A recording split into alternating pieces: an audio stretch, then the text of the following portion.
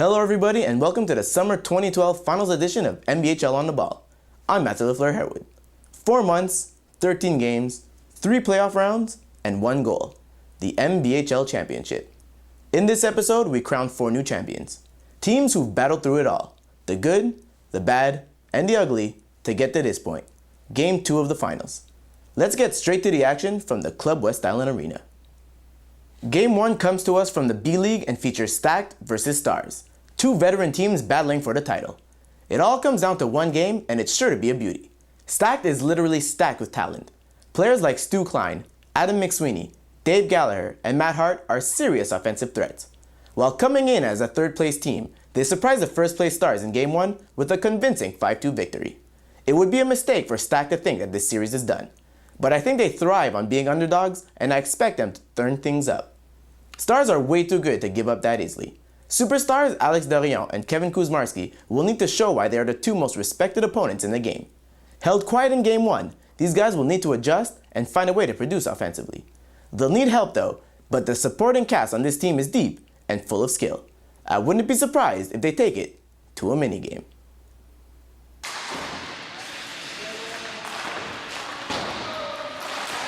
We start this game off with Matt Hart in the neutral zone.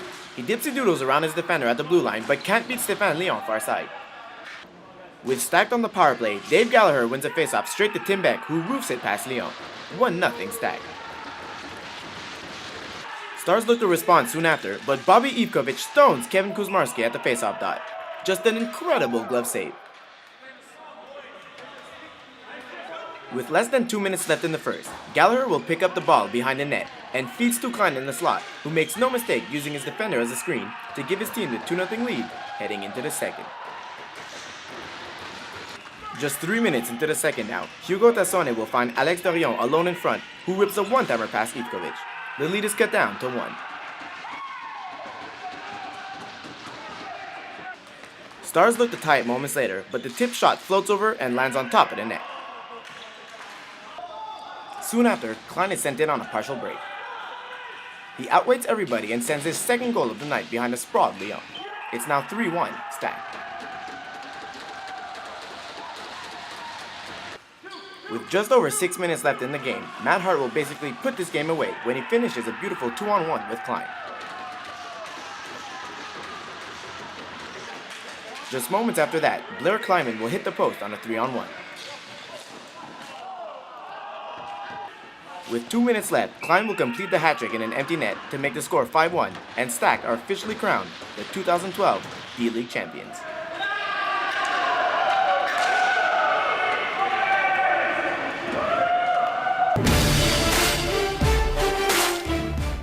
Stu Klein ended the game with 3 goals and 1 assist, while Dave Gallagher had 3 assists to his name.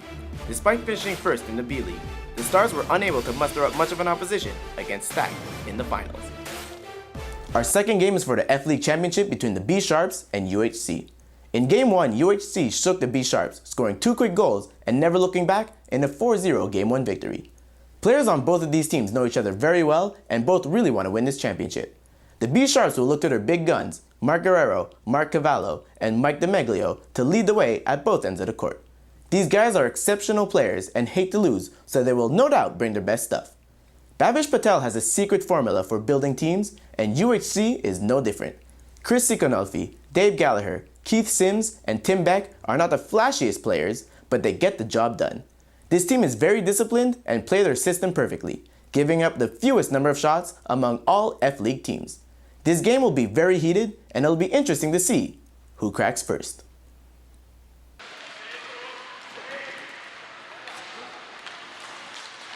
This game begins with a nice 1-2 combo by the B-Sharp players, but Corey DeMeglio is unable to finish the play up close. Still in UHC zone, Mike Knopf wins a battle in the corner. His first shot goes wide, but he gets stoned on the rebound by Brian Marchetti.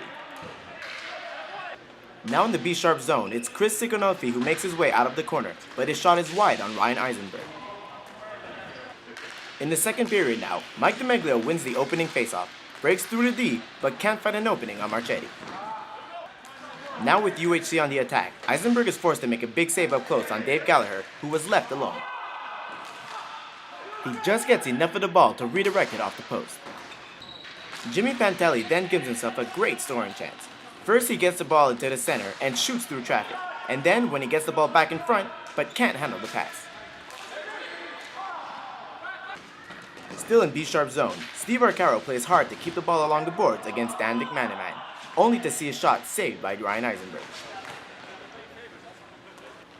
UHC wins another offensive zone faceoff. Bhavesh Patel will make his way to the front of the net, but can't finish the passing play. The UHC defense then stops a clearing attempt at the blue line, but Issa Zahura's shot goes over Eisenberg's net. Mark Guerrero then goes for a Hail Mary pass to Mark Cavallo. Number 89 gets behind the D, but Marchetti denies him with a sprawling save. In the dying moments of the second, and with the goalie pulled, McManaman will fan on a golden opportunity to send this one into a minigame.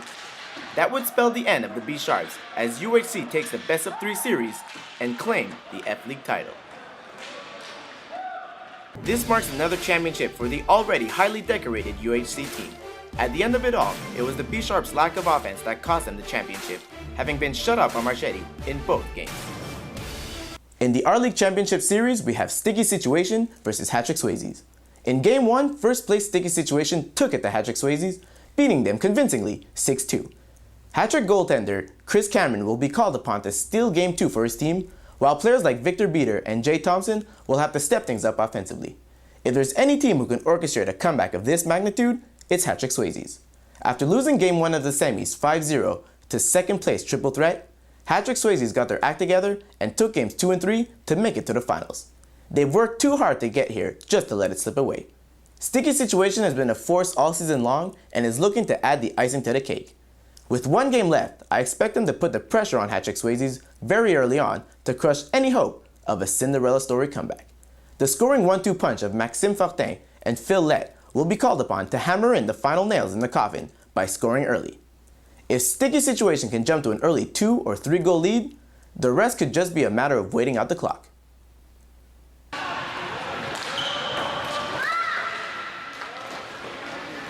We come into this game at the 6-minute mark of the first in Sticky Situation zone.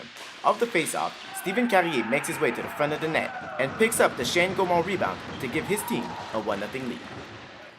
Now in Hat-Trick Swayze's territory, goalie Chris Cameron has to be sharp when Sylvain Côté picks up the rebound in front. Still in Hat-Trick zone, Maxime Fortin will work stick handling mastery around his defender, but doesn't have enough room to pull the trigger. Hat-Trick are looking to add to their lead moments later, but they can't seem to beat Carletti on not 1, not 2, but 3 rebounds. Before the end of the first, Sticky Situation comes down on a 2-on-1. Fortin decides to shoot, but Cameron stands tall. Now in the second period, Nick Landau shows some great patience and great hands in the corner before sending the ball towards the net, where Jay Thompson stuffs home the loose ball to make it 2-0 Hat-Trick Swayze. Sticky Situation would cut the lead down to 1 with 10 minutes left to play. Derek Parker's initial shot will be stopped by Letty, but Côté will pick up the rebound and send it high over the netminder's shoulder. Sticky is looking for the equalizer soon after. Fortin is allowed to walk in close on Letty, but his shot misses the net. Then, on the rebound, Robert Porco can't lift the ball over Letty, who is flat on his stomach. Still in Hat-Trick's territory, Fortin's point shot is saved, but Porco is there to pick up the rebound and tie this game up at 2 apiece.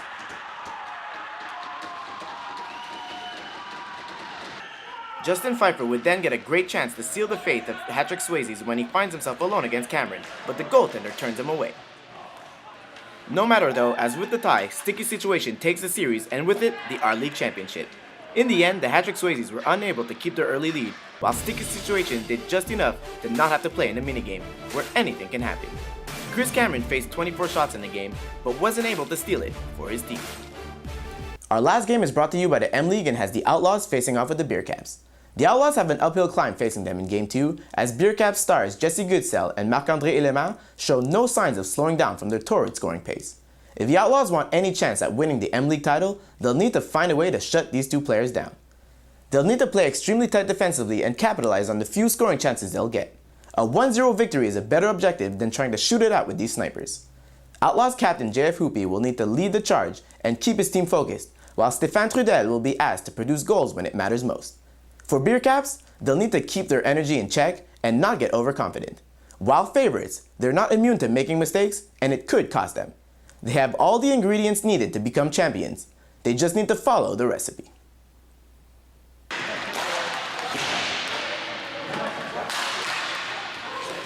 We start this one with Stéphane Trudel coming into the Beercaps zone. He feeds JF Houpe, who shoots high and wide on goalie Eric Ladouceur.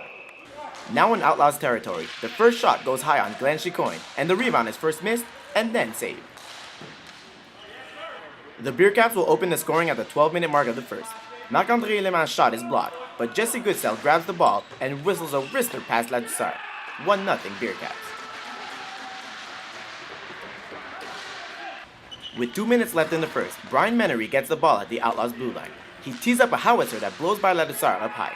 That is 2 goals on 2 shots from far. Now early in the second, the Beercaps' initial point shot goes wide. Stacey Osborne grabs a rebound in the corner, turns back towards the faceoff dot, and finds a seam through the mess in front of the net, giving the Beercaps a 3-goal lead. Outlaws look to claw their way back into this game. Just 40 seconds after the Osborne goal, Houpe will park himself in front of the net and redirect the Julien Daou pass from behind the net to cut the lead down to 2. Outlaws need Ladouceur to make key saves to keep them in the game, and he comes up big against Sean Clem, up close and personal. That save would prove to be a big one because heading back the other way, Houpe will get the ball from Olivier Legault at the top of the faceoff circle and beat Chicoine blocker side with a slapper. It's now 3-2 Caps. With a minute and 5 seconds left, Trudel fends off his man at the blue line, dangles around another before handing the ball over to Daou, who has an empty cage to shoot at. We have ourselves a tie game. But with 40 seconds left, Goodsell will seal the deal on a breakaway, giving his team the 4-3 lead and letting Ladouceur know how pumped he is. The Beercaps finally win an MBHL League Championship, a title that has eluded them for the past 8 years. They finish the season without a loss and take the playoffs by storm, something that not many teams can say have done. Jesse Goodsell was the difference maker in this one, something he's been doing all season long. It's now time for the highlight of the night. And for that, we go back to Stack vs Stars, where Bobby Ivkovic stones Kevin Kuzmarski with the glove save. Here are your Hall of Fame inductees for the class of 2012.